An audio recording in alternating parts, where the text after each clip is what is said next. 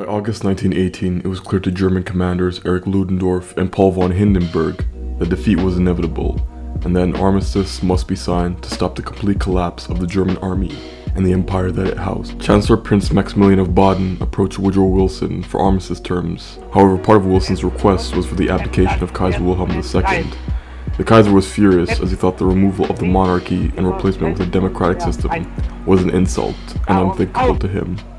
The armistice required Germany to relinquish all occupied territories taken during the war, which was part of the Eastern Front and Northern France and Belgium. They also had to surrender 5,000 big guns, 30,000 machine guns, 5,000 cannons, 1,700 planes, and all their U-boats. This would cripple Germany severely, ultimately stopping Germany from waging war any further. Germany wasn't willing to make peace under such crippling terms, least of all Ludendorff, who said in 1917, "If Germany makes peace without profit, then Germany has lost the war." By 1918, Ludendorff was losing his grip on sanity. He would send chilling letters to his wife about his stepson, who was a fighter pilot that was shot down during the Kaiserschlacht. Upon seeing the mangled body of his late stepson, Ludendorff had his first taste of the bitter cost of war. Now he began to realize what all this had truly amounted to. He would visit the body of his dead stepson regularly, and refused to take the body back to his mother, as he believed his stepson was happy where he was, and that bringing him back would be a selfish act. His mental decline was obvious to all.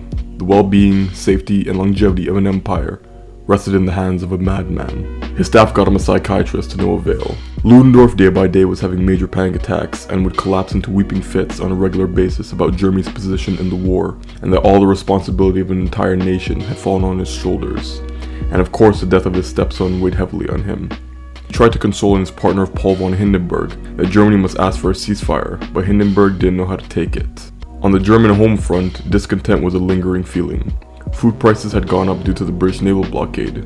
Harvesting was low and much of the population was starving despite being told every day that Germany was winning the war. Strikes were a regular occurrence by 1918, which were organized by the socialist revolutionaries inspired by the Russian Revolution and disdain for the war. Ludendorff would blame much of the failure of Germany on the socialists in the government and army, as they believed the political left had stabbed Germany in the back and caused the troops to lose morale due to their socialist ideals being so enticing to the troops and civilians.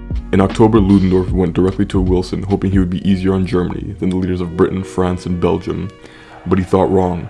Wilson would not budge until the Central Powers agreed to withdraw themselves from all occupied territories, much to the disappointment of Ludendorff, who still wanted to hold on to the occupied territories that Germany had paid for in blood and senselessness.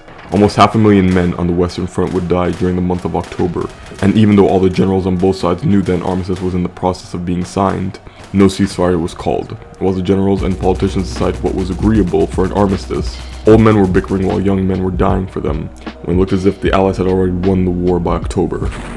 Hero of Verdun, Philippe Pétain wanted to sway Allied commander Ferdinand Foch from signing an armistice, as he thought he could invade the Lorraine region, which was the whole reason France decided to go to war in the first place, and this would completely knock Germany out of the conflict, leaving France as the undisputed victors of the war. But Foch was having none of it, and he wanted to come to some sort of armistice agreement as soon as possible. The Kaiser blamed the Supreme Command for losing the war, and Hindenburg took his side. Ludendorff, feeling betrayed, resigned, and the Kaiser accepted. The dynamic duo of Paul von Hindenburg and Erich Ludendorff was no more. Just as the German army had been collapsing, so were the relationships between the rulers of Germany. On the 9th of November, protesters bearing the red flag marched in Berlin, demanding a socialist republic and the abdication of the Kaiser. And on the same day, he accepted abdication and would move to Holland, where he would spend the rest of his days.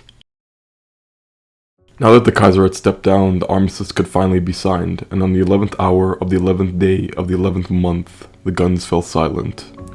The armistice included the cessation of hostilities, the withdrawal of German forces from the Rhineland and Allied occupation of the Rhineland, the surrender of aircrafts, warships, and military materials. All Allied POWs would have to be released and reparations would have to be paid, and the naval blockade would still remain. Word of the signing at 5:45 a.m. had gone around to the military command, but fighting was not ordered to cease until 11 o'clock a.m., and over 2,000 men would die in between that time.